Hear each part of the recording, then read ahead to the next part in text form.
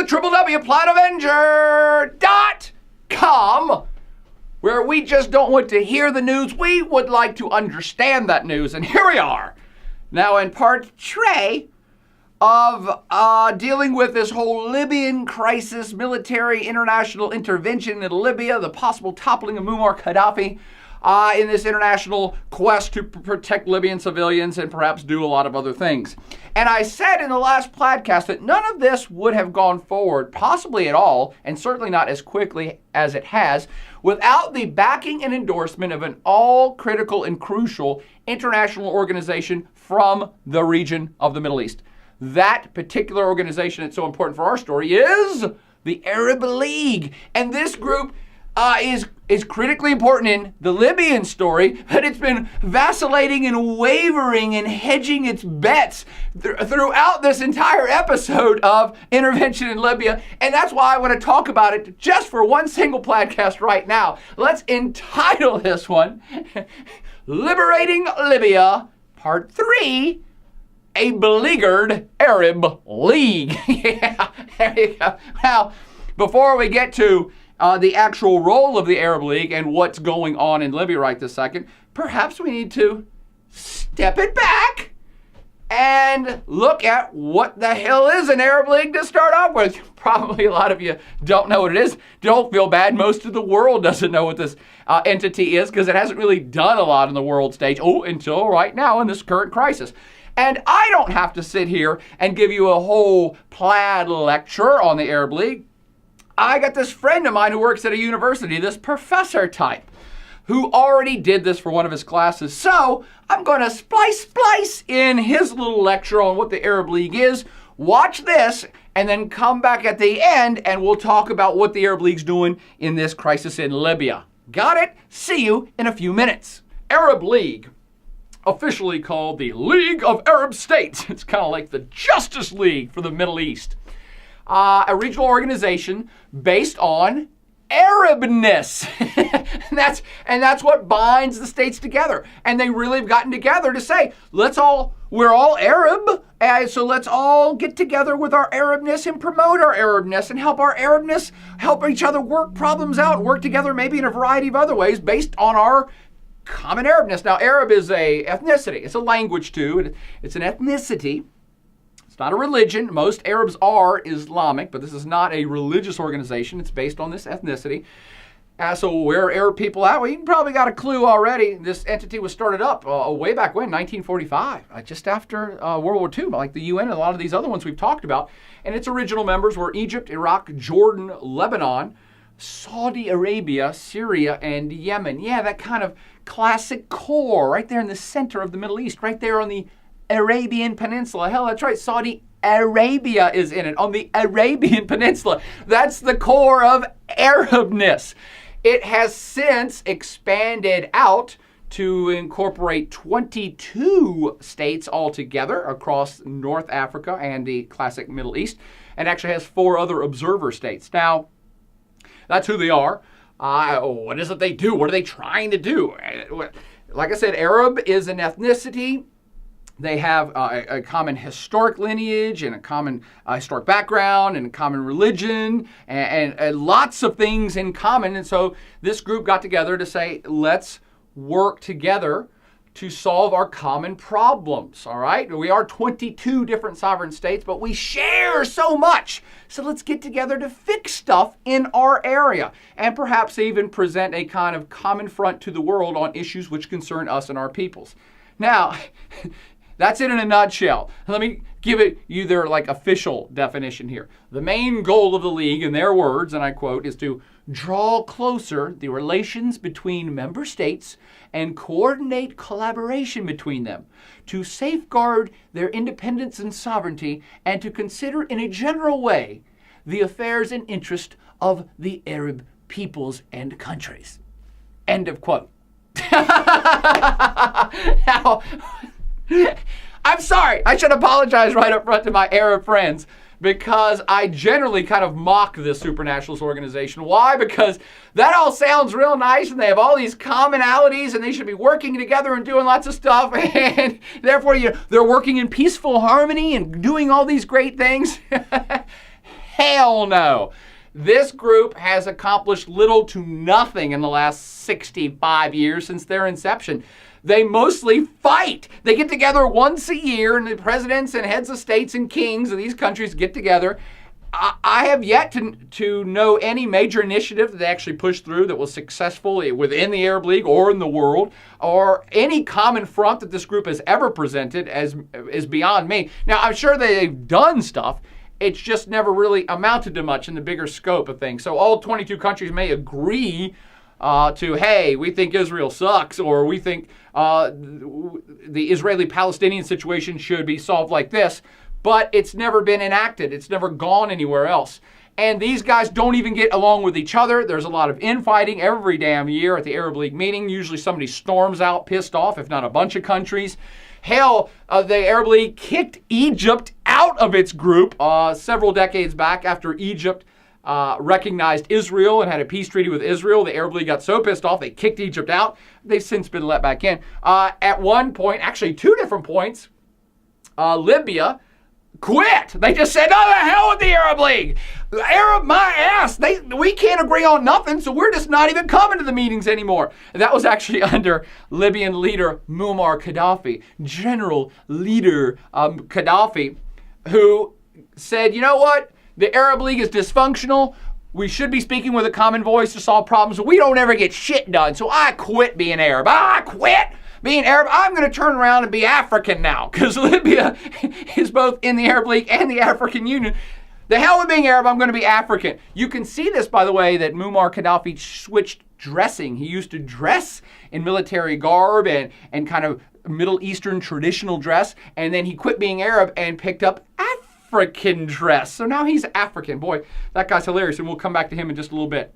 So I want you to know the Arab League, not because of any great things they've done, but more so for the great potential they could have if they were to ever get their act together and speak with a common voice. Because again, what their kind of charter is, we should work together to help solve conflicts, maybe even promote economic ties and transfers of energy and technology and maybe a single education system. And they have talked about lots of things. Not a lot of it has happened, but boy, shouldn't this group have a lot more voice than it does. What do I mean by that?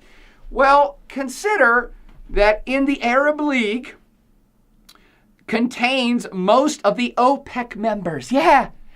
The lion's share of the world's exported oil comes out of Arab League states.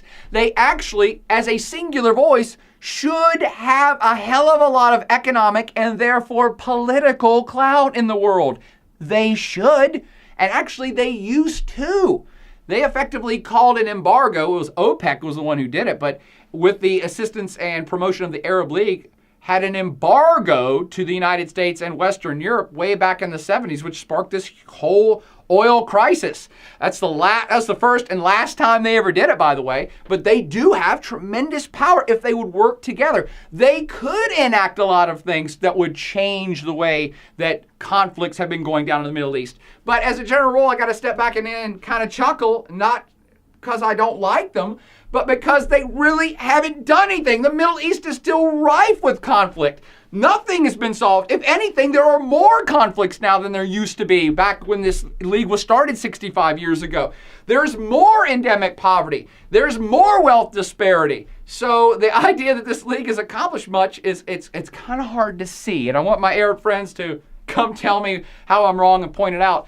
But again, I want to end on this. They could have quite a big voice if they truly were to work together as a concise, singular entity. And does the rest of the world want that to happen, by the way?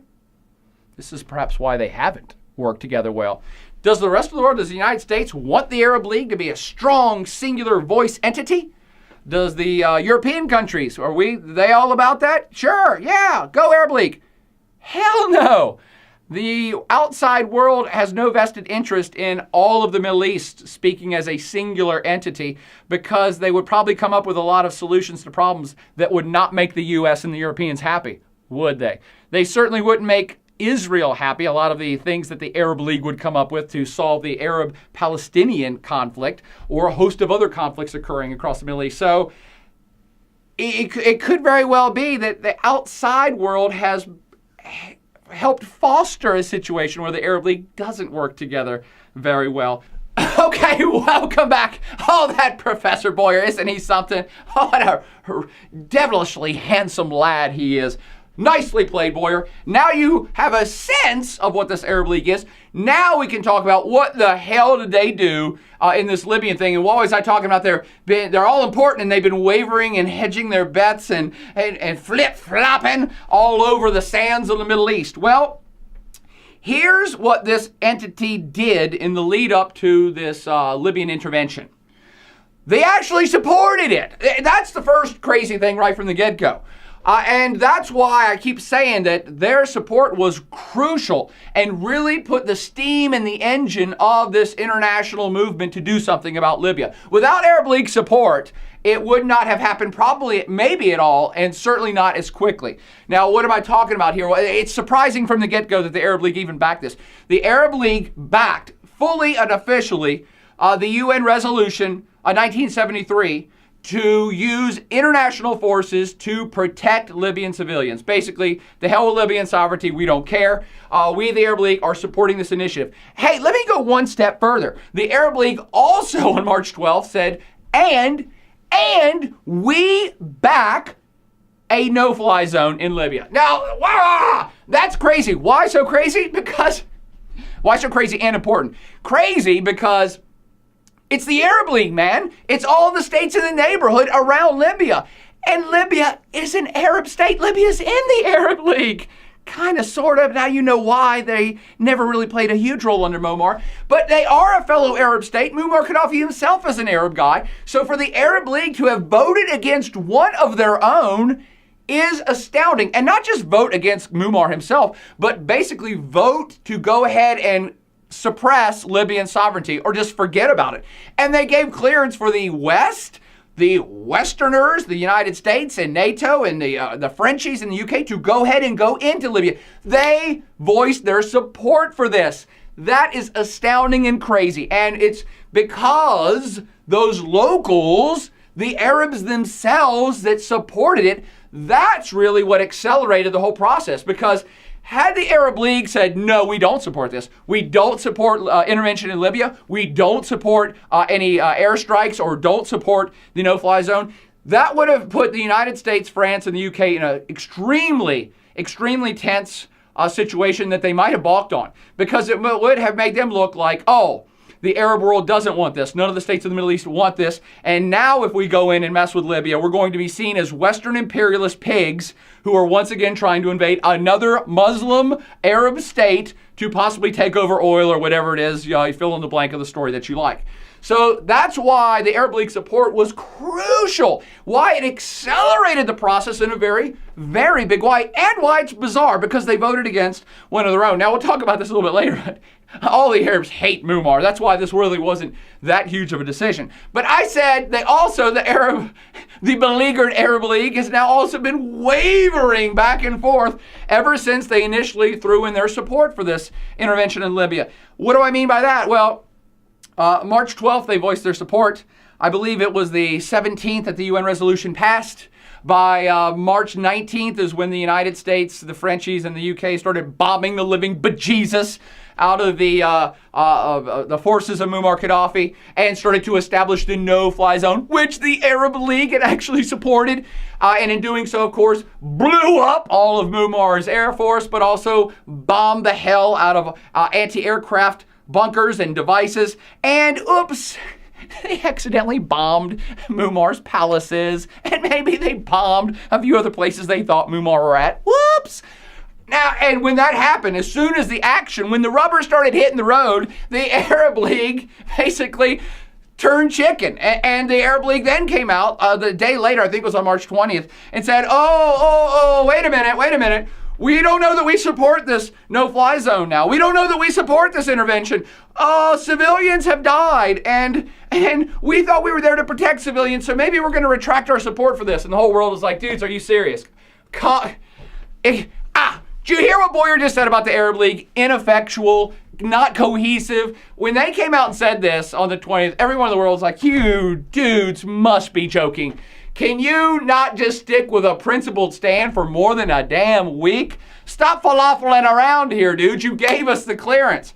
And I think the reason this happened was that within the Arab League, these Arab leaders, I believe in their heads thought, oh, no-fly zone means that magically there'll be U.S. and British and French airplanes that just won't allow Gaddafi's airplanes to get in the air. And it'll be like a World War I dogfight with planes shooting each other. And in that scenario, the only people that die would be Libyan pilots in the Libyan Air Force.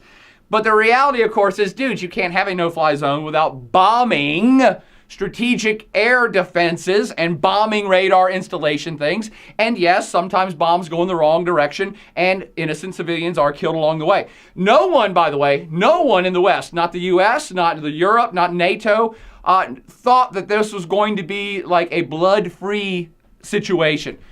To establish a no-fly zone, it's going to get messy. To blow stuff up gets messy. And yes, there are casualties. So I believe the big difference here was the rest of the world understood how this was going to go down, and the Arab League did not. I believe the Arab League thought that this was going to be a reactionary force, not a pro-action force. And what I mean by that is the Arabs, I assume, thought that no one in the outside, the Western forces, wouldn't do anything until a Libyan aircraft took off, and then they'd boom, boom, boom, and shoot it down. That would be a reaction. So if Muammar's forces had done something, the West would have reacted to it. No. No one actually had that in their head. We all knew it was going to be pro-action. That before the airplane took off, Western forces were going to come in and blow the shit out of everything, which is, of course, what happened. Now, to reel myself back in here, the Arab League has since recanted its recant. And what I mean by that is about 24 to 48 hours later, probably after a lot of pissed off phone calls from the United States and the Europeans, the Arab League came back out with a public statement and said, oh, no, sorry, so sorry. No, we support it again. We understand now what's going on. You see what I'm talking, the Arab League kind of wavering back and forth. So basically, the Arab League kind of wanted military intervention, but not really so much military intervention, not so hard on the military intervention. And on top of that, dig this, they have now come out and said, we, the Arab League, support the Libyan rebels to the bitter end. Basically saying, we are not going to go back now, we're not going to falafel anymore. We're on the side of the Libyan rebels. We're against Muammar Gaddafi, and we're not changing our stance. No matter what happens, if this war goes on for another day or another year, we're going to be on the side of the Libyan rebels. Then the question is, and so what? Are they providing help? Are they providing arms, assistance, logistics, support, monetary or otherwise? No, they're not. Again, it's a very confusing situation what the Arab League actually is for and what they do and their role in this particular situation. So this has been very prototypical for the way the Arab League works. And a lot of folks in the world look at this organization and say, you know what? How come they're not doing this? Why isn't the Arab League a cohesive enough unit that they should be taking care of this themselves? That's kind of their charter, damn it, to kind of take care of all the Arab states and work problems out and stuff. Why isn't there an Arab League military or an Arab League force like a NATO grouping that should be in place to do this stuff? By the way, Qatar and UAE, both Arab League members and Arab states, they did actually donate some aircraft and are part of the coalition of folks in this Libyan intervention right now. So some Arab states are there, but not the Arab League as a singular entity. They just don't have that cohesive strength, and they don't have the military structure, but perhaps they should. If you had a strong Arab League, think about this. Would Egypt have gone down like it did? Would Tunisia? Maybe they should start thinking about these things. Wake up, Arab League. Call me if you need some advice and tips on how to do this, or just go look at NATO. Now, the biggest thing that is fascinating about Arab League support for this movement into Libya is that you know who this really puts pressure on? You know who Arab League support really is troubling? Do you know who really stands the most to lose by the Arab League supporting outside intervention in Libya? Do you know who? The Arab League. That's what's crazy about this. What I mean is the Arab leaders, which include Saudi Arabia, Qatar, UAE, Bahrain, Yemen, all of these places that are in Syria, all these places that are in the news for having uprisings and revolutionary spirit right now, they're all Arab League members. And all these guys just gave clearance to the outside world to intervene into another Arab state. Why? Because he was killing and suppressing his own people in a revolutionary movement. I wouldn't have done that if I was Saudi Arabia, because now they've just set themselves up. They set themselves up for the same type of action. The Arab League has said it's okay to go in and stop a dictator or a king or a monarch or a one-party state from suppressing its own people in a revolution. Guess what? That's most of the other Arab. That situation describes what's going on in the rest of the Arab states. So it's this bizarre situation that they've, again, kind of been waffling and supported and not supported and supported again. And really who stands to gain the least by them supporting is themselves. So this is putting pressure on themselves to perhaps shape up or get intervened on in their own right. Now, let's get out of this one and get to the next podcast.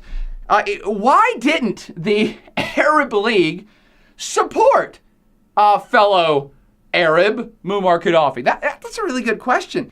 What did the league not get about a no-fly zone? I mean, what is a fly zone, no-fly zone? What exactly is that anyway?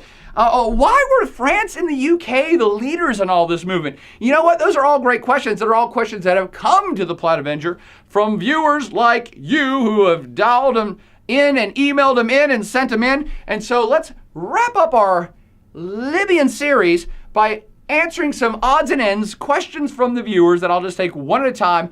Bam, bam, bam. On other issues that we have not talked about yet with this Libyan intervention, military madness to get Muammar that's going down right now. But for now, we're out.